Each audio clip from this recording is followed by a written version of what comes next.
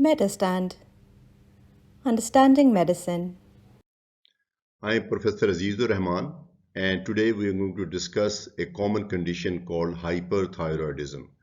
In my last lecture, we covered hypothyroidism in detail, and this time we are going to take up this hyperthyroidism.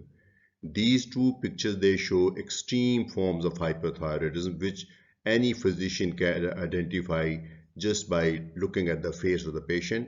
But of course, we want to make a diagnosis much earlier before these conditions develop. Now, some of the clinical features are very obvious here. You can see the thyroid gland is enlarged and it is uniformly enlarged. It is very symmetrical, which is the feature of Graves' disease. You can also see that the eyes are very prominent. There's some staring of eyes, and there is some glossy skin. I think that is also a feature of hyperthyroidism due to Graves' disease. In this picture, you can see very frank lid retraction, which is again a sign of Graves' disease, but in this case, thyroid is not very visible. We will talk about all these clinical symptoms and signs and laboratory tests in detail, and we'll cover this topic. Definition: it is a clinical condition due to excess of thyroxine. And when we say thyroxine, we usually refer to T4 and but T4 and T3 both are in excess in most cases. There is a condition called T3 toxicosis in that just T3 may be elevated, T4 may be normal. But I believe mostly this is a transient condition. If this condition is not treated, then this will progress to classical hyperthyroidism characterized by elevation of both T4 and T3. And this would result in a clinical state called thyrotoxicosis. Classification: there are various types, various causes of hyperthyroidism. Most important, the first we have to localize the disease. Is it in the thyroid gland itself, and which is mostly the case? Like in hypothyroidism, mostly the disease will be in the thyroid gland itself, and that would be called primary hyperthyroidism. Sometimes there may be a microadenoma in the pituitary which secretes too much TSH, and that can cause a condition called secondary hyperthyroidism, and very occasionally the problem may be in the hypothalamus. Whenever you see a case of hyperthyroidism, I think 99% chances are that the problem is in the thyroid gland itself. That means you're dealing with a case of primary hyperthyroidism. Classification of primary hyperthyroidism. First of all, there is diffuse toxic goiter. Now, it is described as a condition where there is hyperthyroidism and gland is enlarged, but it is very diffuse. It is very symmetrical. Like normal thyroid gland is not exactly very symmetrical, but the normal thyroid shape will be maintained, but it will be simply enlarged. And this condition is called Graves' disease when some other clinical features are also there. So the commonest cause of primary hyperthyroidism would be Graves' disease, which we will discuss in more detail, but there are other causes also. There could be multinodular toxic goiter. You must have seen people with big goiters. They have multiple nodules, and mostly these nodules are non-functioning. They are just collection of colloid tissue. Most of these patients are non-toxic, but with passage of time, one of these nodules may start producing thyroxine, and these patients may become hyperthyroid. In that case, we will call it multinodular toxic goiter. Toxic refers to the thyrotoxicosis. Then there could be toxic adenoma. A solitary adenoma or carcinoma is common, both in men and women.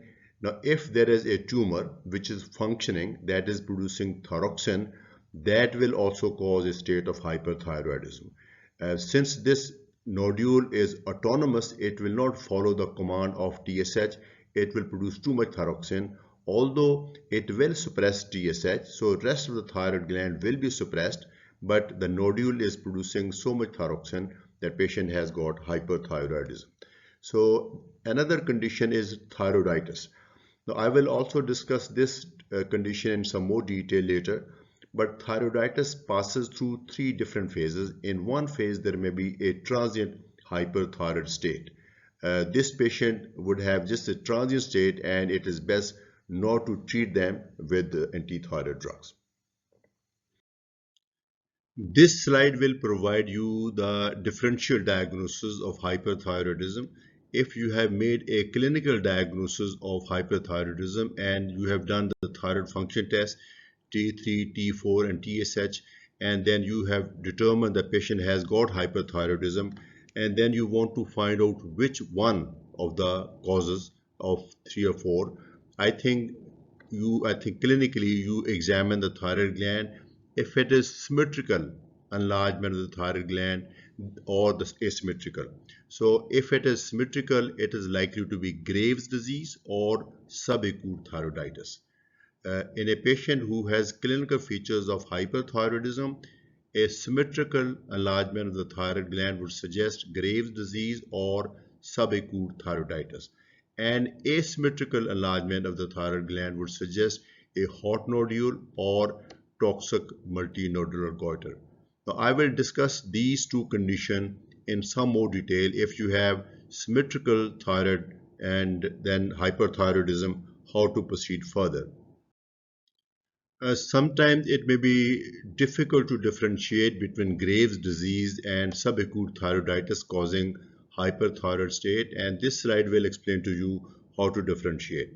So we have a situation where clinically patient is hyperthyroid and TFTs are also diagnostic of hyperthyroidism, and patient has got diffuse enlargement of the thyroid gland, and we have to differentiate between Graves' disease and subacute thyroiditis. So examine the patient in detail. If patient has got classical eye signs, Graves of ophthalmopathy, or skin signs, Graves dermopathy, then of course the diagnosis is Graves disease and you proceed accordingly. If you're not sure, then you can have radioactive iodine uptake test. This test is not very routinely done in these cases because diagnosis is usually obvious. But in a difficult case, especially if there are no eye signs or skin sign and that patient may still have Graves' disease, so then you need to do this radioactive iodine uptake. What we do is we send the patient to the center where this test is done. Patient is given radioactive iodine, and that radioactive iodine is supposed to be concentrated in the entire thyroid gland, and that will give you the image of the thyroid gland.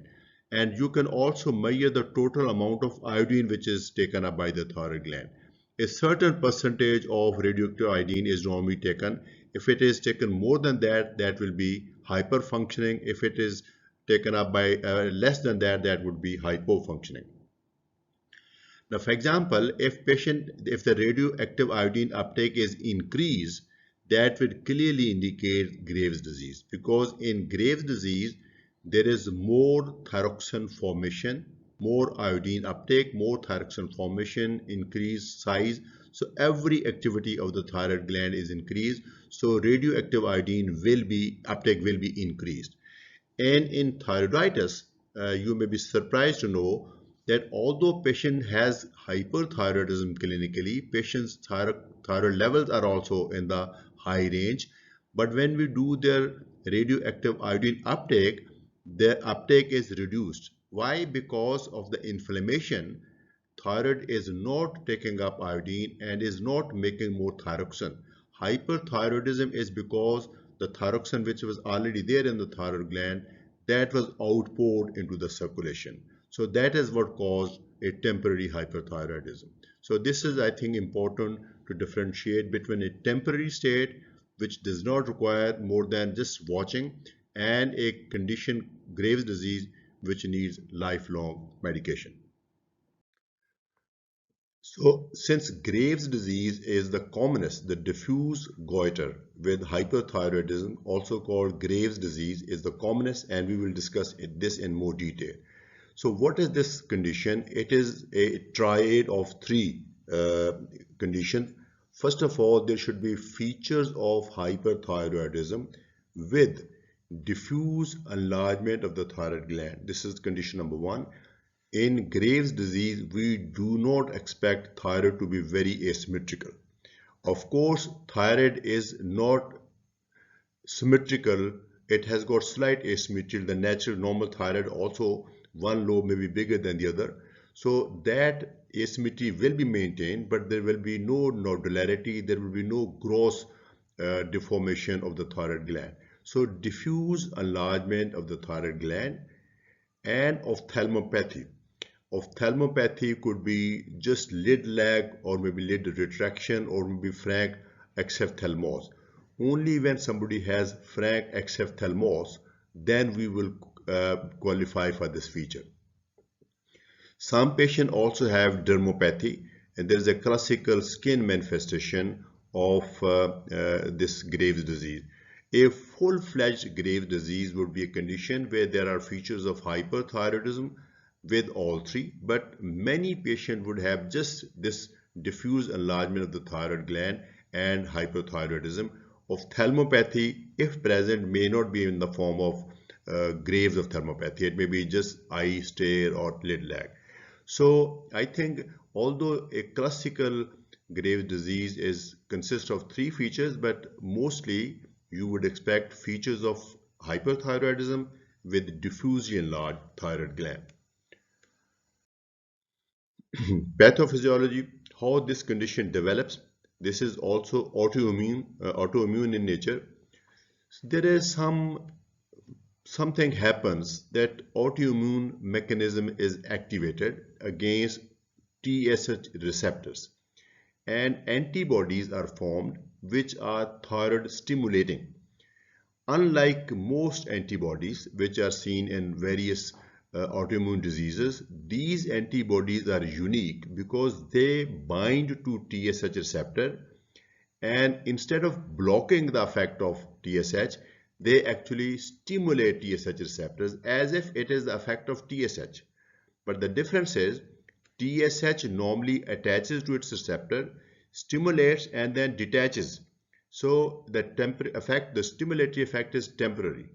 Whereas in these patients, if these immunoglobulins are made, these antibodies, they bind to TSH receptors and then they do not detach. So there would be stimulation of TSH receptors. And you all know what is the function of TSH receptors. It stimulates every possible function of the thyroid tissue. There will be thyroid hyperplasia, there will be hyperperfusion, and there will be increased secretion of thyroxine. So there will be massive T4 and T3 production, and that will cause a condition called thyrotoxicosis, which we were going to discuss. Now, normally this T4 and T3 would have suppressed TSH. In this case, it will suppress TSH, but it would not stop thyroid from making too much T4 and T3 because the thyroid has gone autonomous, because this antibodies which just work like TSH, they have attached to the thyroid receptors and not detaching and are constantly stimulating the thyroid cells and pushing it to make more and more thyroxine. That is how this condition develops. Symptoms of hyperthyroidism are easier to understand. You know, thyroxine is a stimulating hormone, and every body activity like muscle tone, like heart rate, like respiration, perspiration, everything, intestinal movement, acid formation, everything is stimulated by thyroxine. So you can expect a clinical condition where everything is activated. There may be weight loss because their BMR is increased. So it is as if they are running all the time, even if they are sitting, because of their increased heart rate, increased metabolism, they are losing weight. And although they have increased appetite, but they still have this weight loss. Now this, I think if you see a patient who has history of weight loss despite intact or increased appetite, there could be other possibilities also, but one very likely possibility is hyperthyroidism. If somebody has weight loss with reduced appetite or with some other symptom, then of course there are other possibilities. Then palpitation, because there is increased heart rate, increased contraction of the force of contraction, increased stroke volume, these patients may feel palpitation. There may be diarrhea because of increased intestinal activity. Now, I have seen a couple of patients who has presented with diarrhea after some thinking, when there was no other possibility. We thought of this hyperthyroidism and found out they actually had hyperthyroidism. Of course, these patients would have just diarrhea. They would not have any blood or mucus in the stool, and the differential diagnosis will be IBS. Nervousness and anxiety, because the thyroxine stimulate brain also, so that is also a symptom. Then increased perspiration is a symptom, and heat intolerance. Of course, nobody likes heat, but these patients, they are particularly intolerant to heat when the temperature is modest, and these patients may feel very hot because of the intolerance and because of hyperthyroidism. So, and there is hyperreactivity. Even their normal body movements, their gestures, their mannerism, their action, they are hyperactive. So, and eye symptoms, mostly patient will not have any eye symptoms, but if somebody has Graves' ophthalmopathy, there may be various eye symptoms. There may be blurring of vision, there may be diplopia, and eyes may be protuberant, and patient or patient's family might have noticed this, and that could become a symptom. Signs, very important. You would expect thyroid gland to be enlarged, and it will be diffusely enlarged. Please note down that if the thyroid gland is very asymmetrical, you can see the nodules, then it is not Graves' disease. In Graves' disease, thyroid gland will be uniformly enlarged, and it will be soft in consistency, because this gland is very vascular, and it will be very soft and to feel, and it will also have a bruit. Very important. If you have a patient with diffuse enlargement of the thyroid, just put your stethoscope. I think it is best to use the bell part to snugly fit on the thyroid gland. And if you see a continuous murmur, which is systolic as well as diastolic, very soft one, you have already made the diagnosis of hyperthyroidism. Very important and simple clinical signs of hyperthyroidism. Then if you examine them in detail, there would be tachycardia, resting tachycardia. Their pulse volume may be increased. They may have systolic hypertension, or there may be sometime atrial fibrillation. One of the causes of atrial fibrillation is hyperthyroidism, and this is particularly common in elderly. In elderly, if you have a case of atrial fibrillation, even if patient does not have visibly enlarged thyroid, I think do consider hyperthyroidism and have the test. Then hand tremor because of excessive thyroxine level and excessive catecholamine level, and if you ask them to stretch their hands and you examine the fingers carefully, you will notice that they have fine tremor. Of course, there are other causes of fine tremor also, but hyperthyroidism is one very important cause. Anxiety would be another differential diagnosis. Anxiety can also cause symptoms very similar to hyperthyroidism, but of course, those patients would not have eye signs, and those patients will not have thyroid enlargement. Then if you look at their eyes, there may be stare. It will be as if they are staring on something, and then there may be lid lag. Lid lag means that in a normal person, when somebody looks straight, the upper third or fourth of cornea is covered by the upper lid. But if you can see a clear sclera above the cornea and below the upper lid, then that means there's a lid lag. Lid retraction is the same. That means if you ask the patient to follow your finger, and you ask the patient to look at your finger and you move your finger downward, and normally when eyeballs move downward, lid also follows that. But if eyeball moves downward but lid does not follow it, that is called lid lag.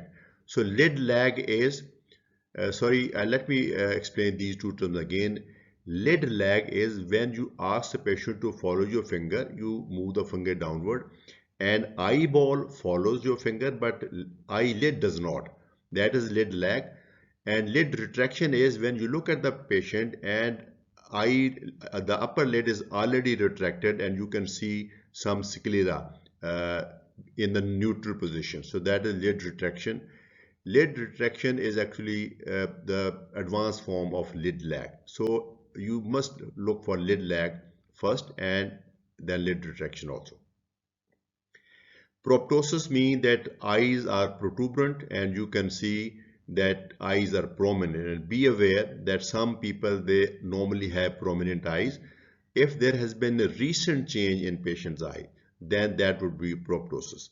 But in some, there would be frank exophthalmos and frank ophthalmopathy, which means there may be edema around eyeballs, there may be congestion of the conjunctiva, there may be edema of conjunctiva, and there may be ophthalmoplegia. So these are all signs of eye involvement in Graves' disease.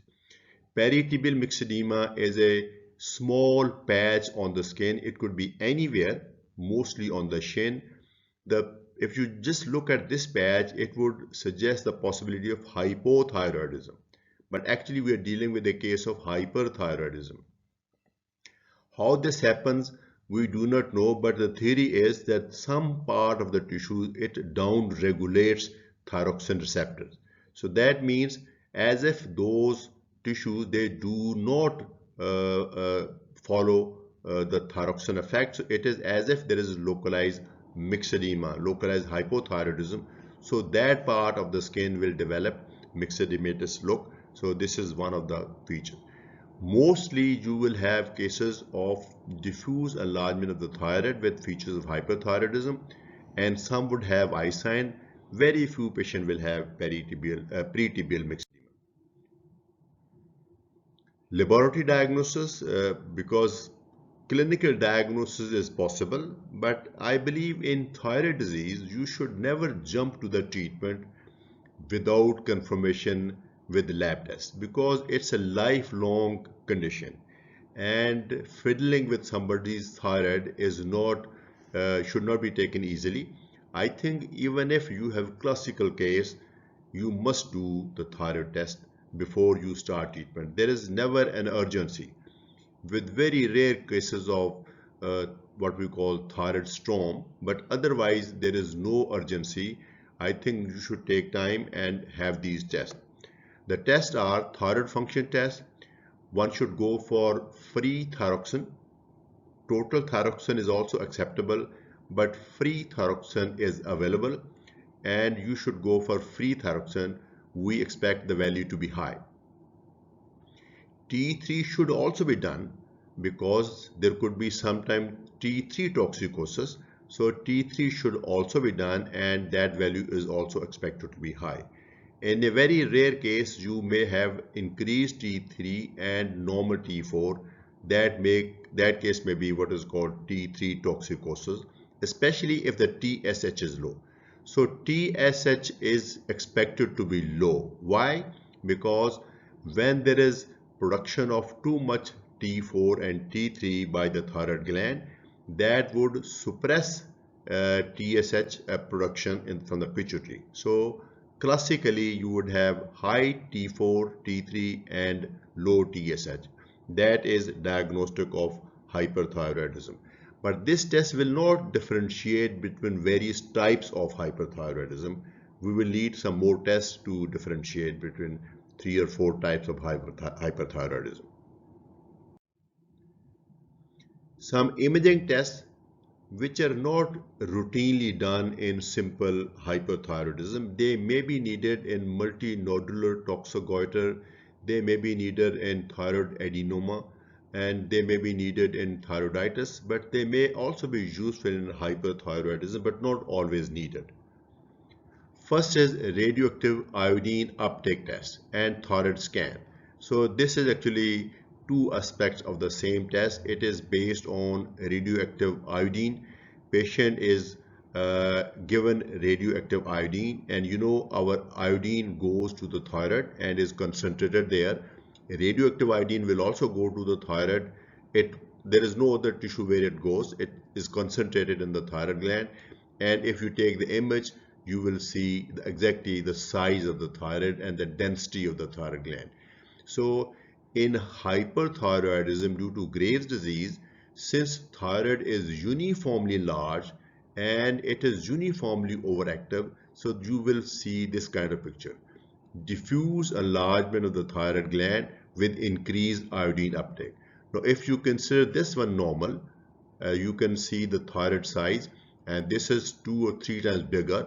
And if you examine the darkness, which reflects the radioactivity, this is much darker than this. So you would expect this kind of picture if you do thyroid scan, and radioactive iodine uptake will also be increased.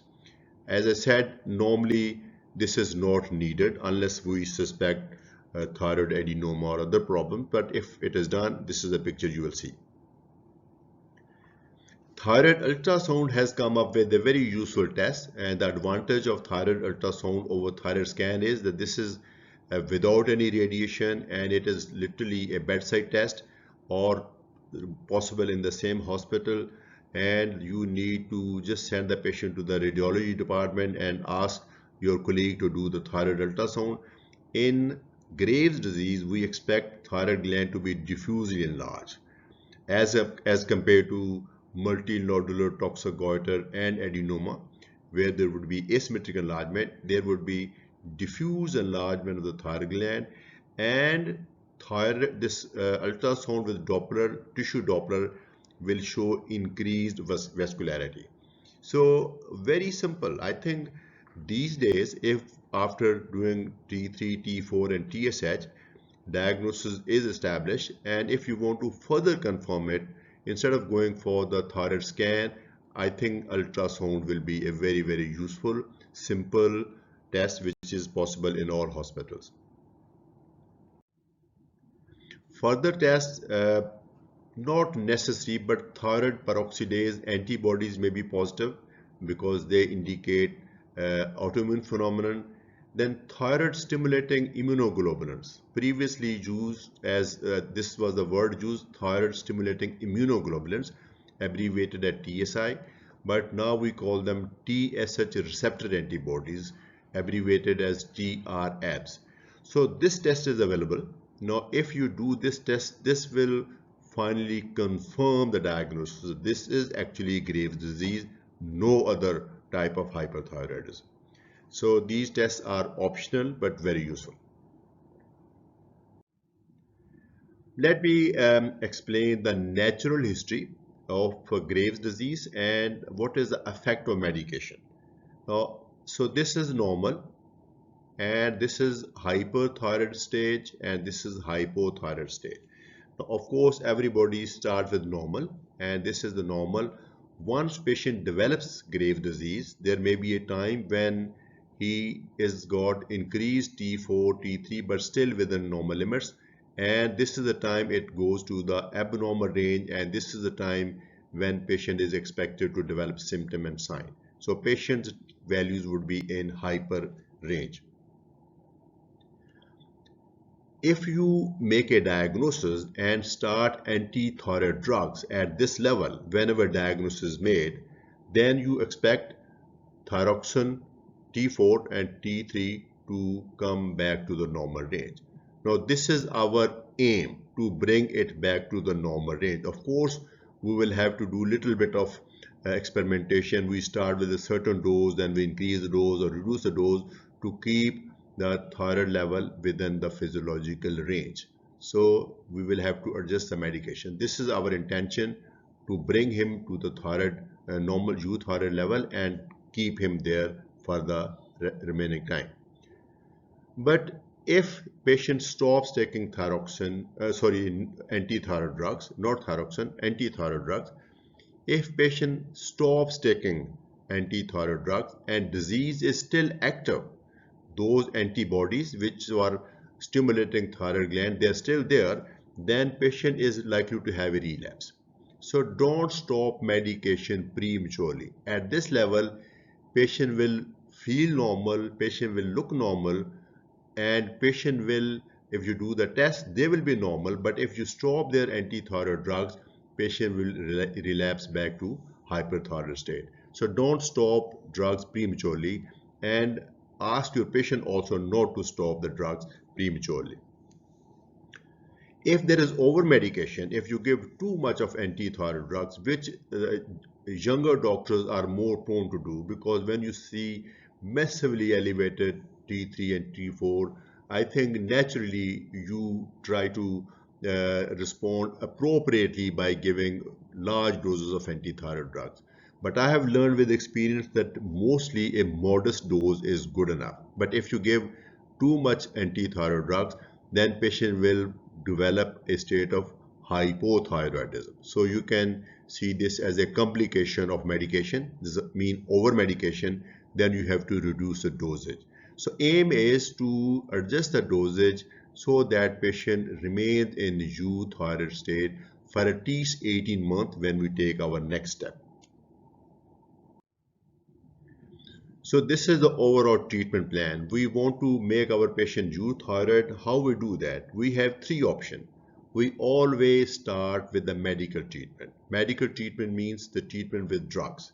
And this is always the preference of the patient also. It is our preference also. So most patients with Graves' disease, they should be started on anti-thyroid drugs. They are continued for some time. It is recommended that they should not be continued for life. For 1.5 to 2 years, we should reevaluate. My recommendation is that we should reevaluate after 1.5 years, and then see if patient has not responded to these drugs, patient still have active disease, you should consider radioactive iodine ablation. By this, I mean patient is given radioactive iodine in much large quantity compared to what is used in thyroid scan. The intention is to give radioactive iodine in large quantities because this radioactive iodine will be concentrated in the thyroid gland and will emit radioactive radiations and will slowly damage the thyroid gland. These radiations, they do not have effect beyond thyroid gland, so don't be afraid of damage elsewhere. These radiations which are emitted by the radioactive iodine, they have very brief penetration, very narrow penetration, so they will just destroy the thyroid tissue. This will of course end up having hypothyroidism, and then these patients are given thyroxine for life.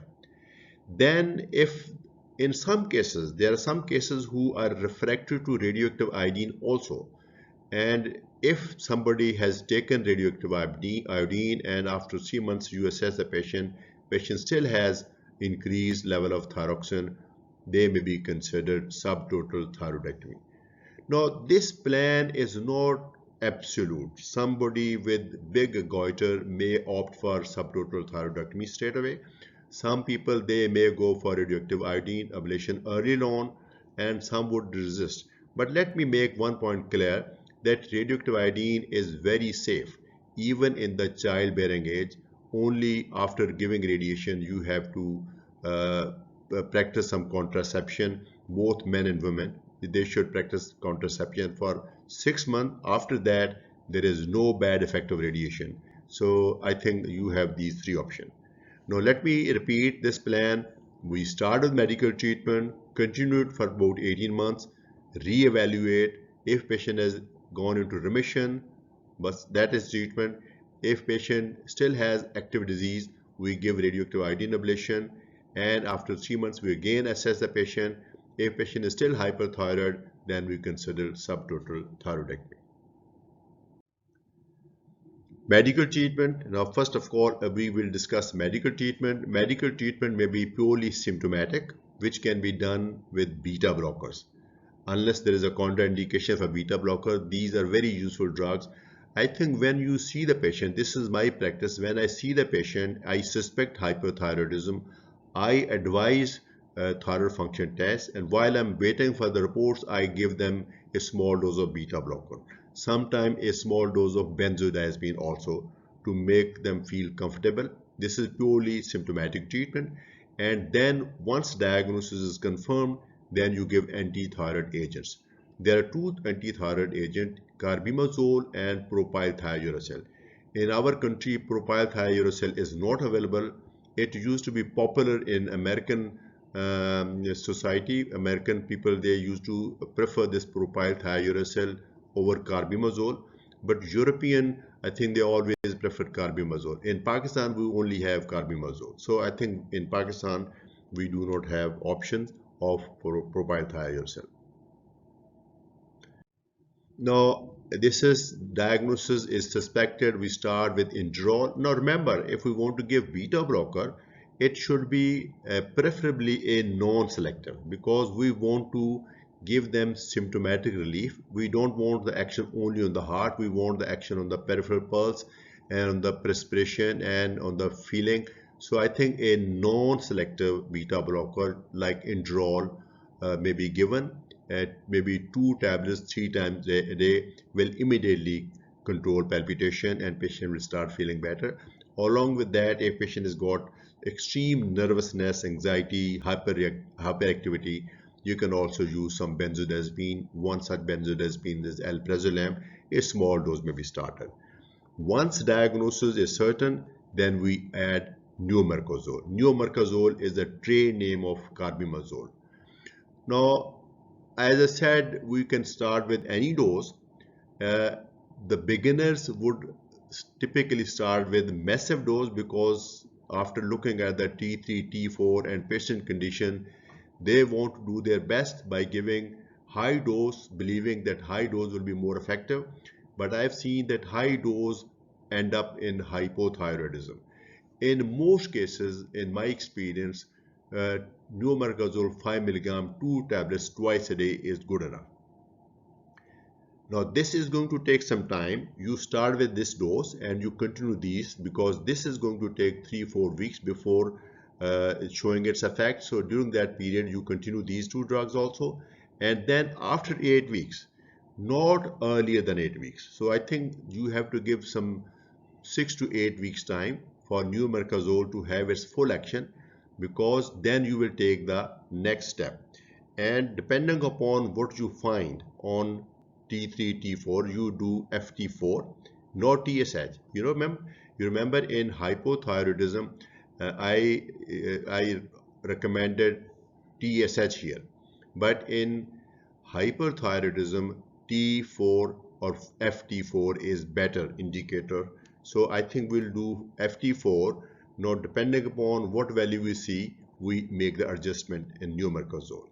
Suppose patient FT4 is already normalized, then this dose need to be continued. If FT4 is still high, then we will have to make some increment, a small increment, not a major increment. Like from 4 tablets, we should make 5 or maybe 6. So, and if FT4 is already gone below normal range, then we will reduce the dose of neomercazole. So based on FT4, we make adjustment in neomercazole dosage upward or downward. Now after 8 weeks, again we do the same till we get the normal FT4. So once patient has got normal FT4, that means we have achieved the euthyroid status, and that needs to be continued. As I said, neomercazole has some side effects. It can cause agranulocytosis, it can cause some other problems, and it is recommended that it should not be given for life. And after about 18 months, it could vary from 1 year to 2 years, but after approximately 1.5 years, you reassess the patient. Now, how do we do that? We ask the patient, we review the case, and how do we review the case, that will be discussed in the next slide. So please stay with me. We have made the patient euthyroid by giving just right amount of neomercazole, and we have waited for 18 months, and then we review the case. How do we do that is shown in the next slide. This is how we review the case after 18 months and would take appropriate action. So if patient is euthyroid based on symptoms and signs and the T3, T4 level, then at this level, I think we should stop neomercazole to see how patient do. Then after 8 weeks, patient is off neomercazole, we do free thyroxine level, and then based on free thyroxine level, we take next action. Now, if patient's T4 is normal, despite the fact that he or she is off neomercazole for 8 weeks, that means patient has gone into remission. At least temporarily, for the time being, thyroid is not over functioning, so you can monitor this patient off neomercazole. Some patient will remain euthyroid, that means they have gone into permanent remission. But if thyroxine level is high after stopping neomercazole for 8 weeks, FT4 is still high. That means the control with neomercazole was temporary, disease was still active. At this stage, we need to discuss various options with the patient. One option is to restart neomercazole if patient prefers that, and recommended option is that at this level you give radioactive iodine for radioactive iodine ablation.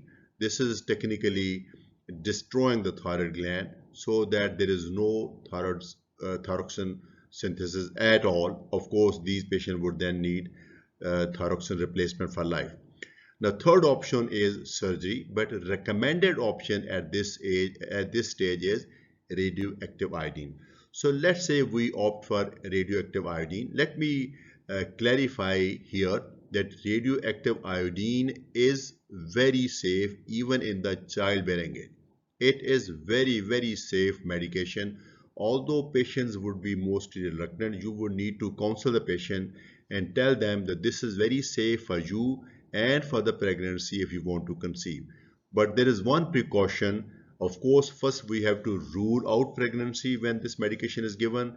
And number two, patient is asked to practice very reliable double contraception for at least 6 months so that patient does not conceive this during this time.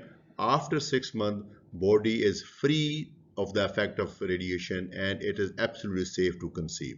In fact, it may be safer than continuing neomercazole and conceiving. So after radioactive iodine is given, we give 1 week for iodine to be concentrated in the thyroid gland and to show its effect.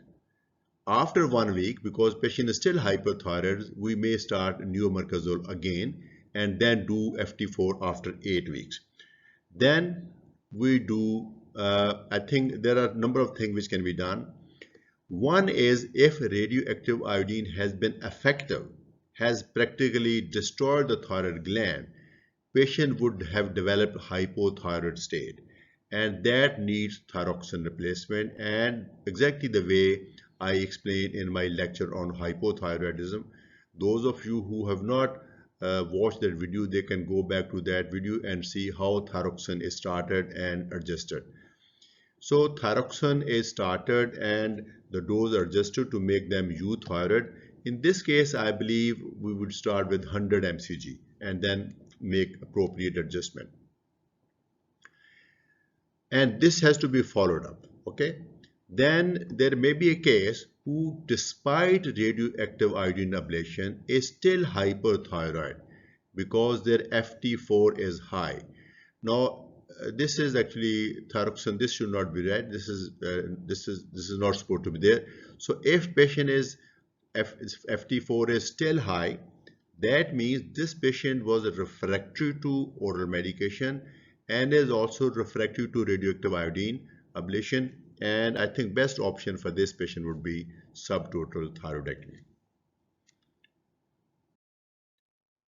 Review continues, and if patient has become after radioactive iodine euthyroid, this is after you stop neomercazole, euthyroid, that means patient has responded and stop neomercazole and continue to monitor. If patient is still hyperthyroid, that means patient is a refractory case, then alternate treatment. I discuss three treatments. One is starting newmarkazole again, the other one is going for radioactive iodine, and third one is going for surgery. And this is very interesting situation. Sometimes we increase the dose of thyroxine, patient goes into hyperthyroid. We reduce the dose of thyroxine, patient goes into hypothyroidism. We increase the dose of newmarkazole, patient goes into hypothyroidism, and we reduce the dose of newmarkazole, patient goes into hyperthyroidism. This is called swinging or erratic. One of the options, and I like this approach in some cases, one of the option is to give both, and this is called block and replace therapy. Those patients who with newmarkazole and thyroxine, they have this swinging pattern. In this case, newmarkazole, they go to hypothyroidism when you increase the dose, and they go into hyperthyroidism when you reduce the dose. Then it is best to give them high dose of newmarkazole to make them hypothyroid, and then give them the replacement therapy with thyroxine, so called block and replace. Now, this is some more detail of those patients who do not respond to newmarkazole, and we consider radioactive iodine ablation. So we stop newmarkazole. If they are taking newmarkazole, we need to stop it. We need to stop it because if patient is taking newmarkazole and you give radioactive iodine, this newmarkazole is blocking uptake of iodine. So radioactive iodine will not be concentrated in the thyroid gland, so it will not let this radioactive iodine work. So at least 1 week of newmarkazole free time. Then you administered 131 radioactive iodine. This is of course done in a specialized center, and those centers which are licensed to use radioactive iodine. So they will give this, and you must follow the instructions. Instruction is that for 48 hours, patient should not come in close proximity with another person, and especially the children. And it would be a particular problem if there is patient is a woman and patient is feeding a child. So I believe that will make a contraindication. So patient should avoid close proximity with another person for 48 hours, and then they should resume the normal activity after 1 week. Then restart newmarkazole. Reason is that radioactive iodine will take about 2 months to show its action. So during this phase, after 1 week, you start newmarkazole again, and you continue it for another 8 weeks. That is the time that radioactive iodine would have taken its action, and it would have destroyed the thyroid tissue, and patient would need replacement therapy. So now you stop newmarkazole and start thyroxine and continue for life. In block and replacement therapy, this is a swinging thyroid profile. You are managing with newmarkazole. Patient goes into hypothyroidism. You reduce the dose, patient goes into hyperthyroidism. You increase the dose, patient again goes into hypothyroidism. And if patient does not want radioactive iodine therapy or surgery, then we can give newmarkazole and thyroxine at the same time. Aim of newmarkazole would be to block his thyroid gland completely, and aim of thyroxine is to then replace the thyroxine which body needs. And this can be adjusted and then continued. Some people prefer this because this is very easy and without hassle. Surgery is recommended in refractory cases, especially those with goiter. Now, some people, they do not like goiter. They might opt for surgery straight away. But in most patients, we do medical treatment followed by radioactive iodine, and only if that does not respond, we do surgery. But those who have goiter, they may consider surgery as an option. Definite and permanent. Of course, surgery is definite and permanent, but there is a risk of hypoparathyroidism and recurrent laryngeal nerve palsy. In expert hands, these complications should be very rare these days because surgery has advanced very much. but this used to be a very dreadful complication in the old days. So, as I said, there are multiple causes of hyperthyroidism. We have covered Graves' disease, but very briefly, we will cover 2 or 3 more conditions. One is subacute thyroiditis. Now, this woman has diffuse enlargement of the thyroid gland, but not as much as you see in the Graves' disease. And this woman had symptoms of hyperthyroidism. Now, this is the natural history of subacute thyroiditis. Of course, initially it is normal. Despite thyroiditis, the thyroxine level is normal. And then the initial phase is a temporary hyperthyroid state. Why? Because there is inflammation in the thyroid gland and all the thyroxine which is present in the thyroid is outpoured into the circulation. So patient may develop a temporary hyperthyroid state. Thyroxine is present in the blood in more quantity, but thyroid is not synthesizing more thyroxine. So if you do the imaging test, thyroid would show that it is not making thyroxine, but in the circulation there is too much thyroxine. This is temporary state, then gradually it comes back to normal, and then third phase is hypothyroidism. Now this is again temporary.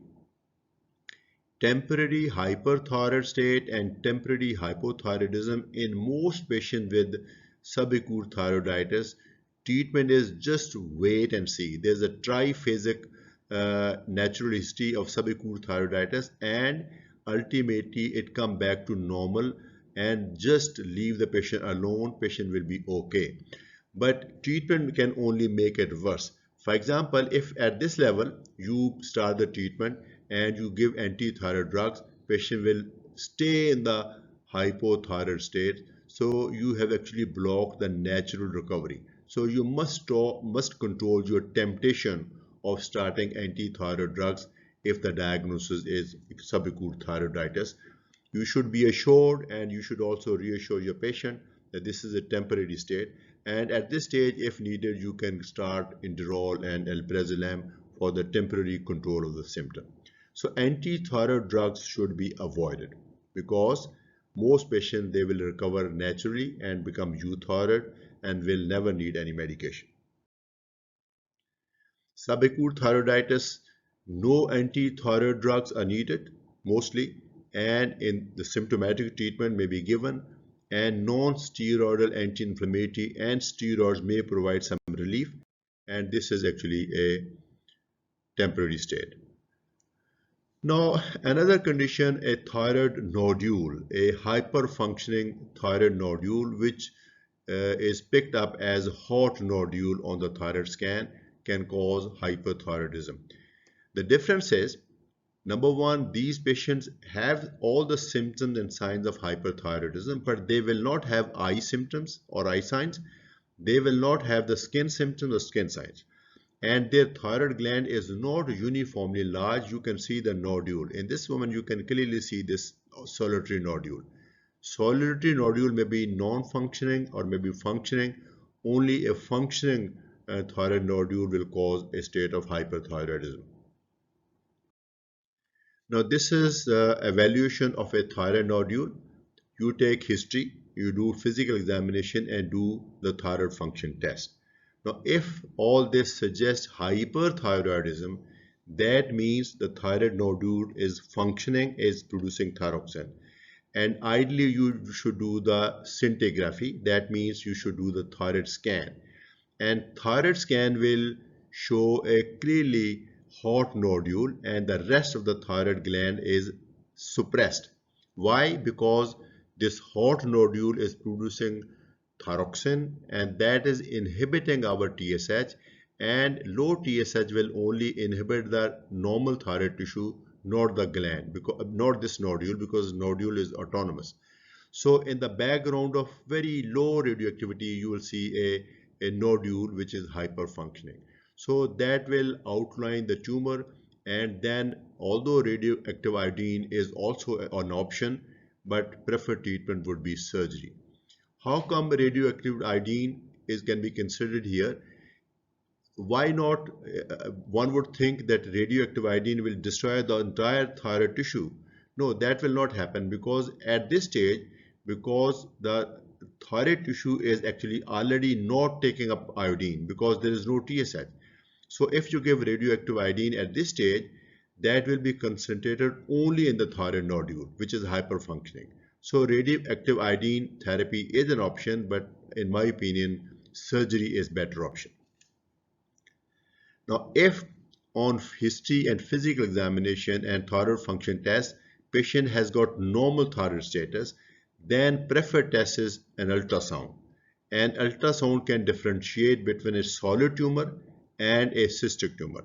If the tumor is solid, and especially if the person is a male, there is a chance of malignancy. Even in a female patient, if there is a solid nodule which is not hyperfunctioning, I think fine needle aspiration biopsy is extremely important.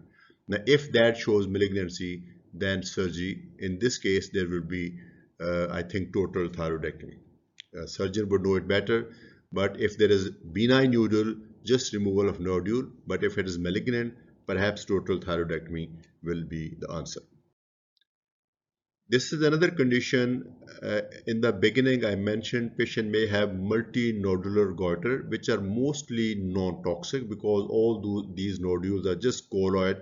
They do not secrete thyroxine. So these patients are clinically euthyroid, but sometime one of these nodules may start producing thyroxine in excessive quantities.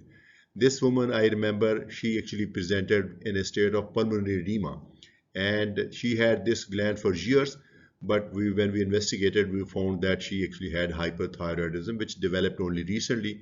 So it is multinodular toxic goiter, not Graves' disease. So if this is the case, obviously it would make very good sense to remove this entire thyroid and give that lifelong replacement therapy. Management of multinodular toxic goiter: investigate and TFTs and thyroid scan, and treatment is surgery.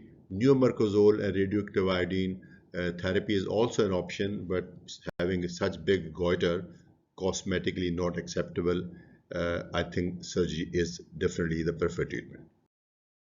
Thank you very much for watching this video, and I really look forward to see you in my next presentation, which will be on some other topic, maybe on parathyroid disorder. Thank you very much.